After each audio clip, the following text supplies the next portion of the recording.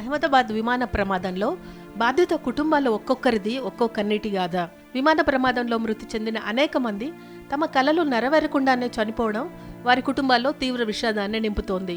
ఎంతో మంది కలలు కల్లలుగా మారి వారి కుటుంబాలు అనాథలుగా మారిపోయాయి. కేరళ పతనంతిట్ట జిల్లాలోని తిరువల్లాకు చెందిన 39 ఏళ్ల నర్స్ రంజిత గురువారం విమాన ప్రమాదంలో మరణించగా ఆమె ఇద్దరు పిల్లలు అనాథలయ్యారు.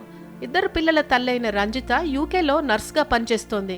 ఆమె లండన్ నుంచి ఇండియాకొచ్చి కేరళలోనే శాశ్వతంగా స్థిరపడాలనుకుంది. కేరళలో తిరిగి తన నర్సు ఉద్యోగం కొనసాగించాలనుకుంది.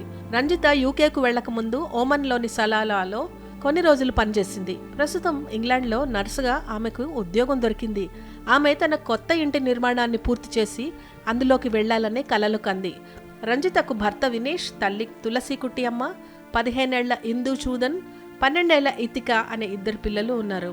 రంజిత మొదట కేరళలో నర్సుగా పనిచేసి ఇక్కడ ఉద్యోగానికి రిజైన్ చేసి ఒమన్లోని సలాలాలో పనిచేసింది. అక్కడి నుంచి లండన్కు వెళ్ళి అక్కడ నర్సుగా జాబ్ పొందింది. కొత్త ఇల్లు కట్టుకుని అందులోకి తన పిల్లలు తల్లితో కలిసి వెళ్లాలని కలలు కనేదని, ఇంతలోనే విమాన దుర్ఘటనలో ప్రాణాలు విడిచిందని రంజిత సన్నిహితులు విలపిస్తున్నారు. గురువారం లండన్ వెళ్లేందుకు మొదట రంజిత చెన్నై నుంచి అహ్మదాబాద్ వెళ్ళిందని, ఆ తర్వాత అహ్మదాబాద్ నుంచి లండన్ వెళ్లాల్సి ఉండగా ప్రాణాలు కోల్పోయిందని వాపోతున్నారు.